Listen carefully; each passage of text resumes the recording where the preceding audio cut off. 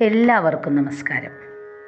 പഞ്ചതന്ത്രത്തിലെ മിത്രഭേദത്തിലെ അടുത്ത കഥയാണ് ഞാൻ ഇന്ന് നിങ്ങൾക്ക് പറഞ്ഞു തരുന്നത്. കഥകളൊക്കെ നിങ്ങൾക്ക് ഇഷ്ടമാകുന്നുണ്ടെങ്കിൽ ഇനിയും ഈ ചാനൽ നിങ്ങൾ സബ്സ്ക്രൈബ് ചെയ്തിട്ടില്ലെങ്കിൽ ചാനൽ സബ്സ്ക്രൈബ് ചെയ്തതിന് ശേഷം കഥകൾ കേൾക്കുക. അതുപോലെ തന്നെ നിങ്ങളുടെ കൂട്ടുകാർക്ക് കഥകൾ ഷെയർ ചെയ്ത് കൊടുക്കുവാനും മറക്കരുത്. നമ്മൾ കഴിഞ്ഞ കഥയിൽ പറഞ്ഞു നിർത്തിയത് എന്തായിരുന്നു? കരടകന് കേൾക്കുവാനായി ദമനകൻ ആഷാഢഭൂതിയുടെ ചതിയിൽപ്പെട്ട ദേവശർമ്മൻ്റെയും ആടുകൾ തമ്മിലിടഞ്ഞപ്പോൾ ഇടയിൽ ചാടിയ കുറുക്കൻ്റെയും കൂട്ടുകാരിയെ സഹായിക്കാൻ ചെന്ന ക്ഷുരക സ്ത്രീയുടെയും കഥ പറയാൻ ആരംഭിച്ചു എന്നാണ് നാം കഴിഞ്ഞ കഥയിൽ പറഞ്ഞു നിർത്തിയത്.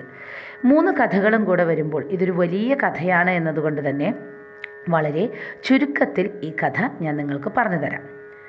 പണ്ട് വിജനമായൊരു പ്രദേശത്ത് ദേവശർമ്മൻ എന്നൊരു സന്യാസി ആശ്രമം കെട്ടി താമസിച്ചിരുന്നു.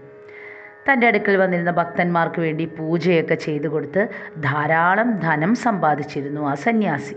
സാധാരണ നമുക്കറിയാം, സന്യാസിമാരങ്ങനെ ധനവും ഒന്നും സമ്പാദിക്കില്ല, അവരങ്ങനെയുള്ള ആഗ്രഹങ്ങളൊന്നും അവർക്കില്ല. പക്ഷേ ഇവിടെ ദേവശർമ്മൻ അങ്ങനെയല്ലായിരുന്നു. അദ്ദേഹം തൻ്റെ ധനം കയ്യിൽ നിന്ന് കൈമോശം വരാതിരിക്കുവാനായി എപ്പോഴും ഒരു വലിയ കിഴി കെട്ടി തൻ്റെ കയ്യിൽ തന്നെ സൂക്ഷിച്ചിരുന്നു. ആർക്കും അദ്ദേഹത്തിൽ നിന്ന് ആ ധനം പിടിച്ചെടുക്കാൻ സാധിക്കുമായിരുന്നില്ല. അങ്ങനെ ഇരിക്കെയാണ് ആഷാഢഭൂതി എന്ന് പറയുന്ന കള്ളൻ ഈ വിവരം അറിയുവാനിടയായത്. അദ്ദേഹത്തിന് എങ്ങനെയെങ്കിലും ദേവശർമ്മൻ്റെ കയ്യിൽ നിന്ന് ആ പണക്കിഴി തട്ടിയെടുക്കണമെന്ന് ആഗ്രഹം തോന്നി. കുറേ ആലോചിച്ച് അദ്ദേഹം ഒരു വഴി കണ്ടെത്തി. അദ്ദേഹം ഒരു ഭക്തനെ പോലെ അഭിനയിച്ചുകൊണ്ട് ദേവശർമ്മൻ്റെ അടുത്ത് ചെന്നിട്ട് പറയും, അല്ലയോ മഹാനുഭാവ, അങ്ങ് എന്നെ സന്യാസം നൽകി അനുഗ്രഹിക്കണം. എനിക്ക് അങ്ങയോടൊപ്പം സന്യാസം സ്വീകരിച്ച് ഈ ആശ്രമത്തിൽ താമസിക്കുവാനാണ് ഇഷ്ടമെന്ന് പറഞ്ഞു. അപ്പോൾ ആഷാഢഭൂതി വളരെ ചെറുപ്പക്കാരനാണ്. അപ്പോൾ ദേവശർമ്മൻ എന്തു പറയും? ഓ, ഇത്രയും ചെറുപ്പത്തിലെ തന്നെ നിനക്ക് സന്യാസിയാവാനൊക്കെ താല്പര്യം തോന്നിയോ? നല്ല കാര്യം, നീ എന്തായാലും എൻ്റെ കൂടെ താമസിച്ചോളൂ. പക്ഷേ ഒരു കാര്യം മാത്രമേ ഉള്ളൂ, നീ ഒരിക്കലും രാത്രി സമയത്ത് എൻ്റെ ആശ്രമത്തിലേക്ക് പ്രവേശിക്കാൻ പാടില്ല എന്ന് പറയും. അത് സമ്മതിച്ചു. അങ്ങനെ ആഷാഢഭൂതി അത് സമ്മതിച്ച് ദേവശർമ്മനോടൊപ്പം താമസം തുടങ്ങി. അപ്പം അദ്ദേഹം എന്താണെന്നറിയോ? ആശ്രമത്തിനടുത്ത് തന്നെ ഒരു കുടിൽ കെട്ടി അവിടെയാണ് താമസിക്കുന്നത്. ഗുരുവിൻ്റെ കാലുകൾ തടവി കൊടുക്കുക, പൂജയ്ക്ക് വേണ്ട കാര്യങ്ങൾ ഒരുക്കി കൊടുക്കുക, ആശ്രമമുറ്റം വൃത്തിയാക്കുക. അങ്ങനെ ക്രമേണ ഗുരുവിന് ഭയങ്കര ഇഷ്ടമായി ആഷാഢഭൂതിനെ. നല്ല മിടുക്കനായ ശിഷ്യനാണ് എന്ന് മനസ്സിലായി. പക്ഷെ എന്തൊക്കെയായാലും രാത്രി സമയത്ത് തൻ്റെ കുടിലിലേക്ക് അല്ലെങ്കിൽ തൻ്റെ ആശ്രമത്തിലേക്ക് ആഷാഢഭൂതിക്കുള്ള പ്രവേശനം അദ്ദേഹം നിരോധിച്ചിരുന്നു. അങ്ങനെ കുറച്ച് ദിവസം കഴിഞ്ഞു. അപ്പം ഇങ്ങനെ ആലോചിക്കുകയാണ് ആഷാഢഭൂതി, എന്ത് ചെയ്താലും ഇദ്ദേഹം തൻ്റെ കയ്യിലുള്ള ആ പണക്കിഴി താഴെ വെക്കണില്ല. ഇനി എന്തപ്പോൾ ചെയ്യുക? ഇയാളെ അങ്ങോട്ട് കൊന്നിട്ട് അത് തട്ടിയെടുത്താലോ? അങ്ങനെ പല വഴികളും ആഷാഢഭൂതി ആലോചിക്കുകയാണ്. അങ്ങനെ ഇരിക്കുമ്പോഴാണ് ഒരു ഭക്തൻ ദേവശർമ്മൻ്റെ ആശ്രമത്തിൽ വന്നിട്ട് പറയാണ്, തൻ്റെ മകൻ്റെ ഉപനയനം എന്ന് പറയുന്ന ചടങ്ങ് നടക്കുകയാണ്, ദയവായി അങ്ങ് എൻ്റെ വീട്ടിലേക്ക് വരണം എന്ന് പറയും. അപ്പോൾ ദേവശർമ്മൻ പറയും, ഞാൻ തീർച്ചയായിട്ടും വരാമെന്ന് പറയും. അങ്ങനെ ദേവശർമ്മൻ തൻ്റെ ഒപ്പം ആഷാഢഭൂതിയെയും കൊണ്ടാണ് ഭക്തൻ്റെ വീട്ടിലേക്ക് പുറപ്പെട്ടത്. നടന്ന് നമുക്ക് യാത്ര ചെയ്യാൻ വാഹനങ്ങളൊന്നുമല്ല, അധികവും നടക്കുകയാണ് ചെയ്യുക. അങ്ങനെ ഇവർ നടന്ന് ഒരു പുഴയുടെ അടുത്ത് എത്തിയപ്പോൾ ആകെ ഉഷ്ണിച്ചൊക്കെ തുടങ്ങി. അപ്പോൾ ദേവശർമ്മൻ എന്തു പറയും ആഷാഢഭൂതിയോട്? നീ ഒരു കാര്യം ചെയ്യൂ, നീ കരയ്ക്കൽ ഇരിക്കൂ, ഞാനൊന്ന് കുളിച്ചിട്ട് വരാം, എൻ്റെ സാധനങ്ങളൊക്കെ നീ സൂക്ഷിക്കണമെന്ന് പറഞ്ഞ് തൻ്റെ മേൽമുണ്ടെടുത്ത് ആ സ്വർണ്ണക്കിഴീനെ അങ്ങനെ മൂടി വെച്ചും കൊണ്ട് അദ്ദേഹം കുളിക്കാനിറങ്ങി. ആ സമയം നോക്കിയിട്ട് ആഷാഢഭൂതി എന്ത് ചെയ്തു? ആ സ്വർണ്ണക്കിഴിയുമായി അവിടെ നിന്ന് ഓടി രക്ഷപ്പെട്ടു. അപ്പോൾ ഇതൊന്നും നമ്മുടെ ദേവശർമ്മൻ ഇതൊന്നും ശ്രദ്ധിക്കണില്ല കേട്ടോ. കുളിച്ച് ഇങ്ങനെ കരക്കിലേക്ക് നോക്കിയപ്പോൾ ദേവശർമ്മ ഒരു കാഴ്ച കാണുകയാണ്. 2 വലിയ മുട്ടനാടുകൾ തമ്മിലിങ്ങനെ തല കൊണ്ട് ഇങ്ങനെ ഇടി കൂടുകയാണ്. അവർ കുറേ ദൂരം പിന്നിലേക്ക് പോകും, പിന്നെ അങ്ങനെ ഓടി വന്ന് അവരുടെ നെറ്റികൾ ഇങ്ങനെ കൂട്ടിയിടിക്കും. അപ്പോൾ അവരുടെ നെറ്റിയൊക്കെ പൊട്ടി ചോരയൊക്കെ ഒഴുകാൻ തുടങ്ങിയിട്ടുണ്ട് കേട്ടോ. നിലത്തൊക്കെ ചോര വീഴുന്നുണ്ട്. പിന്നെ വീണ്ടും അവർ പുറകിലേക്ക് പോകും. അങ്ങനെ നോക്കുമ്പോൾ പെട്ടെന്നൊരു കുറുക്കൻ വന്നിട്ട് അവിടെ വീണ് കിടക്കുന്ന ചോര നക്കി കുടിക്കാൻ തുടങ്ങി. അപ്പോൾ ദേവശർമ്മ വിചാരിക്കുകയോ, അയ്യോ ഈ കുറുക്കൻ എന്തൊരു വിഡ്ഢിയാണ്. കാരണം ആടുകൾ പുറകിലേക്ക് പോയാൽ അതിനേക്കാൾ ബലത്തിലാണ് അവർ വീണ്ടും പാഞ്ഞു വരിക?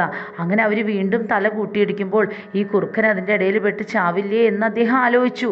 കുറുക്കനെ ഓടിക്കാമെന്ന് കരുതി നോക്കുമ്പോഴേക്കും ആടുകൾ ഓടി വരികയും അവർ രണ്ടുപേരും തല കൂട്ടിയിടിക്കാൻ ശ്രമിക്കുമ്പോൾ കുറുക്കൻ്റെ തല അതിൻ്റെ ഇടയിൽപ്പെട്ട് അത് ചത്തുപോവുകയും ചെയ്തു. അപ്പോൾ ദേവശർമ്മ വിചാരിക്കും, അയ്യോ, ഈ കുറുക്കൻ ആവശ്യമില്ലാത്ത സ്ഥലത്ത് ചെന്ന് നിന്നിട്ടല്ലേ ഇവനിത് സംഭവിച്ചത് എന്ന് മനസ്സിലാകും. അത് കഴിഞ്ഞ് നോക്കിയപ്പോൾ എന്താ, തൻ്റെ പണക്കിഴി കാണാനില്ല, പണക്കിഴിയോടൊപ്പം തൻ്റെ ശിഷ്യനായ ആഷാഢഭൂതിയെയും കാണാനില്ല. അപ്പോൾ മനസ്സിലായി, ഓഹ്, അവൻ എന്നെ പറ്റിച്ചതും കൊണ്ട് പോയി എന്ന് മനസ്സിലായി. അങ്ങനെ അദ്ദേഹം അവൻ്റെ കാൽപാദങ്ങൾ പിന്തുടർന്ന് നടന്ന് ഒരു ഗ്രാമത്തിലെത്തി. അദ്ദേഹത്തിന് വിശന്ന് തുടങ്ങി. അങ്ങനെ ആ ഗ്രാമത്തിലൊരു മരത്തിൻ്റെ ചോട്ടിലിരിക്കുമ്പോൾ ഒരു നെയ്ത്തുകാരനും തൻ്റെ ഭാര്യയും കൂടി വരികയാണ്. അപ്പോൾ എന്ത് പറയും ദേവശർമ്മൻ, എനിക്ക് ഇന്ന് രാത്രി നിങ്ങളൊരു അഭയം തരണം, എനിക്ക് ഭക്ഷണവും കിടക്കാനൊരു സ്ഥലവും തരണം, ഞാൻ ആകെ ക്ഷീണിതനാണെന്ന് പറയും. അപ്പോൾ സന്യാസിയാണല്ലോ. ഉടനെ തന്നെ നെയ്ത്തുകാരൻ എന്തു പറയും ഭാര്യയോട്, ഞാൻ കുറച്ച് സമയം കഴിഞ്ഞിട്ട് വരാം, നീ ചെന്നിട്ട് നീ ഇദ്ദേഹത്തിന് വേണ്ട ഭക്ഷണമൊക്കെ കൊടുത്ത് അദ്ദേഹത്തിൻ്റെ വീടിൻ്റെ മുമ്പിൽ തന്നെ ഒരു പായ ഇട്ടിട്ട് അദ്ദേഹത്തിന് ഉറങ്ങാനുള്ള സൗകര്യം ചെയ്തു കൊടുക്കാൻ പറയും. ഭാര്യ അതുപോലെ തന്നെ ചെയ്യും.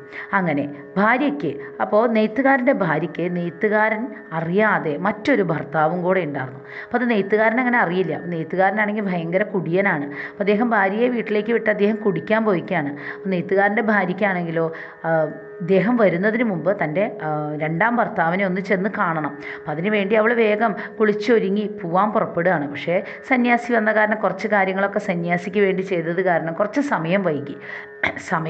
ആ സമയം കൊണ്ട് ഈ നെയ്ത്തുകാരൻ അവിടെ എത്തും. അപ്പോൾ നെയ്ത്തുകാരൻ കുടിച്ചൊരു ലക്കില്ലാണ്ടാണ് വരുന്നത്. തൻ്റെ ഭാര്യ ഇങ്ങനെ പോവാൻ നിൽക്കണം കാണുമ്പോൾ ചോദിക്കും, നീ എങ്ങടാ പോണേ, എവിടേക്കാണ് നീ ഒരുങ്ങി പുറപ്പെടുന്നത് എന്നൊക്കെ പറയും. അപ്പോൾ പറയും, അയ്യോ, ഞാൻ എങ്ങോട്ടും പോകണില്ല, ഈ നേരത്ത് ഞാൻ എങ്ങോട്ട് പോകാനാ, നിങ്ങൾ മദ്യപിച്ച് വന്നതുകൊണ്ടാണ്, നിങ്ങൾക്ക് സ്വബോധം ഇല്ലാത്തത് കൊണ്ടാണ് നിങ്ങൾ ഇങ്ങനെയൊക്കെ പറയുന്നത് എന്ന് പറഞ്ഞു.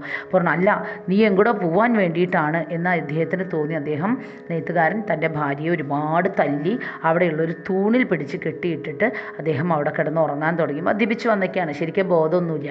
കുറച്ച് നേരം കഴിയുമ്പോൾ നെയ്ത്തുകാരൻ്റെ ഒരു സുഹൃത്തുണ്ട്, നെയ്ത്തുകാരൻ്റെ ഭാര്യയുടെ ഒരു സുഹൃത്തുണ്ട്, ഒരു ക്ഷുരക സ്ത്രീ. അവൾ അവിടെ വരികയാണ്. അവൾ വന്നിട്ട് ചോദിക്കും, നീ എന്തേ നിൻ്റെ രണ്ടാം ഭർത്താവിനെ കാണാൻ പോയില്ലേ, അദ്ദേഹം അവിടെ നിന്നെ കാത്തിരിക്കുന്നുണ്ടല്ലോ എന്ന് പറയും. അപ്പോൾ അവൾ പറയും, നീ കണ്ടില്ലേ, എന്നെ പിടിച്ച് ഈ തൂണിൽ കെട്ടിയിട്ടിരിക്കുകയാണ്, ഞാൻ എന്താ ചെയ്യുക? അപ്പോൾ പറയും, നീ വിഷമിക്കണ്ട, അദ്ദേഹം എന്തായാലും ബോധമില്ലാണ്ട് കിടന്നുറങ്ങല്ലേ, പിന്നെ രാത്രി സമയമാണ്, നല്ല ഇരുട്ടുമാണ്. അപ്പോൾ നീ ഒരു കാര്യം ചെയ്യും, ഞാൻ നിന്നെ അഴിച്ചു മാറ്റാം, നീയെ എന്നെ തൂണുമ പിടിച്ച് കെട്ടിയിട്ടിട്ട് നീ വേഗം പോയി അദ്ദേഹത്തെ കണ്ട് അദ്ദേഹത്തോട് കാര്യങ്ങൾ എന്താ പറയാനുള്ളതെന്ന് വെച്ചാൽ പറഞ്ഞിട്ട് വരൂ, അതുവരെ ഞാനിവിടെ കിടക്കാം. ഈ നെയ്ത്തുകാരൻ അഥവാ ഇനി ഓർക്കത്തിൽ നിന്ന് മദ്യപിച്ച് ബോധമില്ലാണ്ട് കിടക്കല്ലേ, ഇടയ്ക്കൊന്ന് കണ്ണ് തുറന്ന് നോക്കിയാലും ഇരുട്ടത്ത് ഞാനാണോ നീയാണോ എന്നൊന്നും തിരിച്ചറിയില്ല എന്ന് പറയും. അങ്ങനെ പെട്ടെന്ന് തന്നെ നെയ്ത്തുകാരൻ്റെ ഭാര്യ ക്ഷുരകൻ്റെ ഭാര്യയെ, അവിടെ ആ ക്ഷുരക സ്ത്രീനെ അവിടെ പിടിച്ച് കെട്ടിയിട്ടിട്ട് ഇവൾ വേഗം അവളുടെ രണ്ടാം ഭർത്താവിനെ കാണാൻ പോകും. അപ്പോൾ നമ്മുടെ സന്യാസി അവിടെ കിടക്കുന്നുണ്ട്, ദേവശർമ്മൻ. അദ്ദേഹം ഇതൊക്കെ കാണുന്നുണ്ട്. അപ്പോൾ അദ്ദേഹം വിചാരിക്കും, അയ്യോ, എന്തൊക്കെ കാര്യങ്ങളാണ് നടക്കണത് എന്ന് വിചാരിക്കുകയാണ്. കുറച്ച് നേരം കഴിയുമ്പോൾ നമ്മുടെ നെയ്ത്തുകാരന് കുറച്ചൊരു ബോധം തെളിഞ്ഞു. ചാടി എഴുന്നേറ്റു, വീണ്ടും ഭാര്യയുടെ അടുത്തേക്ക് വന്നു. എടീ ദുഷ്ടേ, നീ എന്നോട് പറയാതെ നീ എങ്ങടാ പോവാൻ ശ്രമിച്ചത്, സത്യം പറഞ്ഞാൽ നിന്നെ ഞാൻ അഴിച്ചു വിടാമെന്ന് പറയും. അപ്പോൾ ക്ഷുരക സ്ത്രീയാണല്ലോ അവിടെ ഭാര്യയ്ക്ക് പകരമുള്ളത്, അവൾ മിണ്ടിയില്ല, കാരണം അവളുടെ ഒച്ച കേട്ട അറിയില്ലോ. അപ്പോൾ പിന്നെ എങ്ങടാ തൻ്റെ ഭാര്യ പോയി എന്ന് ചോദിച്ച് വീണ്ടും പ്രശ്നമാവുമെന്നറിയാം. അതുകൊണ്ട് ക്ഷുരക സ്ത്രീ മിണ്ടാതിരുന്നപ്പോൾ അദ്ദേഹം എന്ത് ചെയ്തു, തൻ്റെ ഒരു ഇതെടുത്തിട്ട്, ഒരു വാളെടുത്തിട്ട് ഒരൊറ്റ വെട്ടിയിട്ട് അവളുടെ മൂക്ക് അങ്ങ് മുറിച്ച് കളഞ്ഞു. എന്നിട്ട് പറഞ്ഞു, നിനക്കിനി മൂക്ക് വേണ്ട എന്ന് പറഞ്ഞ് വീണ്ടും പോയി കിടന്നുറങ്ങി. കുറച്ച് നേരം കഴിഞ്ഞപ്പോഴേക്കും നെയ്ത്തുകാരൻ്റെ ഭാര്യ വന്നിട്ട് ക്ഷുരക സ്ത്രീയോട് ചോദിക്കുക, കുഴപ്പമൊന്നും ഉണ്ടായില്ലല്ലോ, എൻ്റെ ഭർത്താവ് പിന്നെ ഉണർന്നൊന്നുമില്ലല്ലോ. അപ്പോൾ ഇവള് പറയും, എന്ത് കുഴപ്പം ഇനി ഇല്ലാതിരിക്കാൻ, എൻ്റെ മൂക്ക് അദ്ദേഹം മുറിച്ച് കളഞ്ഞു, നീ ഒരു കാര്യം ചെയ്യ്, വേഗം തന്നെ എന്നെ അഴിച്ചു വിട്, ഇനിയും ഇവിടെ നിന്ന് അയാൾ ചിലപ്പോൾ എൻ്റെ ചെവിയൊക്കെ മുറിച്ച് കളയുമെന്ന് പറയും. വേഗം തന്നെ ഈ സ്ത്രീ എന്ത് ചെയ്തു, നെയ്ത്തുകാരൻ്റെ ഭാര്യ ക്ഷുരക സ്ത്രീയെ അഴിച്ചു വിട്ടു. അവൾ തൻ്റെ മുറിഞ്ഞ മൂക്കുമായിട്ട് വീട്ടിലേക്ക് ഓടിപ്പോയി. ഇവൾ വീണ്ടും തൂണിൻ്റെ അടുത്ത്, അപ്പോൾ അവൾ വീണ്ടും ഇവളെ തൂണുമോൻ്റെ കെട്ടിയിട്ടു. അപ്പോൾ അവൾക്കൊരു സൂത്രം തോന്നി, ആഹാ, ഈ സന്ദർഭം നന്നായി ഉപയോഗിക്കാമെന്ന് കരുതി അവൾ പ്രാർത്ഥിക്കാൻ തുടങ്ങി. ദൈവം, ഈശ്വരന്മാരെ രക്ഷിക്കണേ, എൻ്റെ ഭർത്താവ് ഇതാ എൻ്റെ മൂക്ക് മുറിച്ച് കളഞ്ഞേനു, എൻ്റെ ഭർത്താവിന് എന്നെ എപ്പോഴും സംശയമാണ്, ഞാനൊരു നല്ല സ്ത്രീയാണെങ്കിൽ എൻ്റെ മുറിച്ച് കളഞ്ഞ മൂക്ക് വീണ്ടും തിരിച്ചു തരണേ എന്ന് പ്രാർത്ഥിക്കും. അപ്പോൾ പ്രാർത്ഥന കേട്ടിട്ട് ക്ഷുരകൻ, നമ്മുടെ നെയ്ത്തുകാരൻ ചാടി എഴുന്നേറ്റു. ഇതെന്താതെന്ന് അറിയണ്ടേ, നോക്കിയപ്പോൾ തൻ്റെ ഭാര്യയുടെ മൂക്ക് അതുപോലെ തന്നെ അവിടെയുണ്ട്. അയാൾ വിചാരിക്കും, അയ്യോ, എൻ്റെ ഭാര്യ അപ്പോൾ പാവം, അയ്യോ, അവൾ തെറ്റൊന്നും ചെയ്തിട്ടില്ല, കണ്ടില്ലേ, ഈശ്വരൻ അനുചരന്മാർ അവളുടെ പ്രാർത്ഥന കേട്ടിട്ട് അവളുടെ മൂക്ക് തിരിച്ചു കൊടുത്തത് വേഗം തന്നെ ഭാര്യയുടെ കാലൊക്കെ പിടിച്ച് മാപ്പ് പറഞ്ഞ് നെയ്ത്തുകാരൻ അവളെ വേഗം അയ്യോ ഞാൻ ഇനി നിന്നെ അടിക്കൊന്നുമില്ല എന്ന് പറഞ്ഞ് കൊണ്ടുപോയി. ഇതും നമ്മുടെ സന്യാസി കാണുന്നുണ്ടായിരുന്നു. അതേസമയം ക്ഷുരക സ്ത്രീ തൻ്റെ വീട്ടിലെത്തി. അവിടെ എത്തിയ സമയത്താണ്, ക്ഷുരകൻ എന്ന് പറയുന്നത് നമ്മളിങ്ങനെ താടിയും മീശയൊക്കെ വടിച്ചു കൊടുക്കുന്നവർ, മുടി വെട്ടുന്നവരെയാണ് അങ്ങനെ പറയുക. അപ്പോൾ ക്ഷുരകനെ കൊട്ടാരത്തിലേക്ക് രാജാവിൻ്റെ മുടി വെട്ടുവാനായിട്ട് ചെല്ലാനുള്ള അറിയിപ്പ് കിട്ടി. അപ്പോൾ ക്ഷുരക സ്ത്രീ ആണെങ്കിൽ വീടിൻ്റെ ഉള്ളിലിരിക്കുക. മൂക്ക് മുറിഞ്ഞു പോയത് എങ്ങനെയാണെന്ന് ചോദിച്ചാൽ മറുപടി പറയാൻ പറ്റില്ലല്ലോ. അപ്പോൾ ക്ഷുരകൻ ഭാര്യയോട് പറയും, നീ വേഗം എൻ്റെ ആ ക്ഷുരകത്തിനുള്ള സാധനങ്ങളെല്ലാം സഞ്ചി ഇങ്ങോട്ട് എടുത്ത് തരാൻ പറയും. അപ്പോൾ ഭാര്യയ്ക്ക് മുമ്പിലേക്ക് വരാൻ പേടി. അവൾ എന്ത് ചെയ്തു, ആ കത്തി മാത്രം പുറത്തേക്ക് കൊടുക്കും. അപ്പോൾ അയാൾക്ക് ദേഷ്യം വന്നു. കത്തി മാത്രം കിട്ടിയിട്ട് കാര്യമില്ലല്ലോ, അതിൻ്റെ എല്ലാ സാധനങ്ങളും കിട്ടണ്ടേ, നീ എന്താ ഇത് മാത്രം തന്നത് എന്ന് പറഞ്ഞ് അദ്ദേഹം അകത്തേക്ക് ആ കത്തി വളരെ ഊക്കോട് കൂടിയിട്ട് എറിയും. അവളെന്താ സൂത്രക്കാരി, അവളെന്ത് പറയും, അയ്യോ ഇതാ കത്തി വന്ന് എൻ്റെ മൂക്കിൽ കൊണ്ടു, എൻ്റെ മൂക്ക് മുറിഞ്ഞു പോയേ എന്ന് പറഞ്ഞ് ഉറക്ക കരയും. ഇത് രാജഭടന്മാർ കേട്ടു. അവർ ക്ഷുരകനെ കൊണ്ടുപോകാൻ വന്നിട്ടുണ്ട്. അപ്പോൾ ഭാര്യയുടെ മൂക്ക് മുറിച്ചവൻ എന്ന് പറഞ്ഞ് അവനെ പിടിച്ചു കൊണ്ടുപോയി കൊട്ടാരത്തിലേക്ക് രാജാവിൻ്റെ മുമ്പിൽ ഹാജരാക്കും. അപ്പോൾ രാജാവ് പറഞ്ഞു, ഇനി അവനെ അങ്ങനെ ഭാര്യയെ ഉപദ്രവിച്ചതല്ലേ, അതുകൊണ്ട് തന്നെ അവന് വധശിക്ഷ കൊടുക്കാമെന്ന് പറയും. ആ സമയത്ത് പെട്ടെന്ന് തന്നെ ദേവശർമ്മൻ അവിടെ ചെന്ന് ഉണ്ടായ കാര്യങ്ങളെല്ലാം തന്നെ, ദേവശർമ്മൻ എല്ലാതും കണ്ടിട്ടുണ്ടല്ലോ, രാജാവിനോട് പറയും. അപ്പോൾ രാജാവിന് ദേഷ്യം വന്നു. ക്ഷുരക സ്ത്രീയെ പിടിച്ച് അന്ന് അവളെ ഉപദ്രവിക്കാമെന്ന് പറയും, അതായത് അവൾക്ക് ശിക്ഷ കൊടുക്കാമെന്ന് പറയും. അപ്പോൾ എന്ത് പറയും ദേവശർമ്മൻ, അവൾ ഒരുപാട് എന്തായാലും അവളുടെ മൂക്ക് മുറിഞ്ഞു പോയി, അവൾക്ക് ശിക്ഷ ദൈവമായിട്ട് തന്നെ കൊടുത്തിട്ടുണ്ട്, അതുകൊണ്ട് ദയവായി ഇനി അങ്ങനെ ശിക്ഷ കൊടുക്കണ്ട എന്ന് പറയും. അപ്പോൾ ഇതാണ് ശരിക്കും പറഞ്ഞാൽ ആവശ്യമില്ലാത്ത കാര്യങ്ങളിൽ ഇടപെട്ടതുകൊണ്ട് മാത്രമാണ് നമ്മുടെ കുറുക്കന് മരണം സംഭവിച്ചതും, അതുപോലെ തന്നെ ആഷാഢഭൂതിയെ വിശ്വസിച്ചത് കൊണ്ടാണ് ദേവശർമ്മന് തൻ്റെ സ്വത്ത് നഷ്ടപ്പെട്ടതും. ഇവിടെ ക്ഷുരക സ്ത്രീക്ക് ഒരു കാര്യവുമില്ലാതെ നെയ്ത്തുകാരൻ്റെ ഭാര്യയെ സഹായിക്കാൻ പോയത് കൊണ്ടാണ് അവളുടെ മൂക്ക് മുറിഞ്ഞു പോയതും.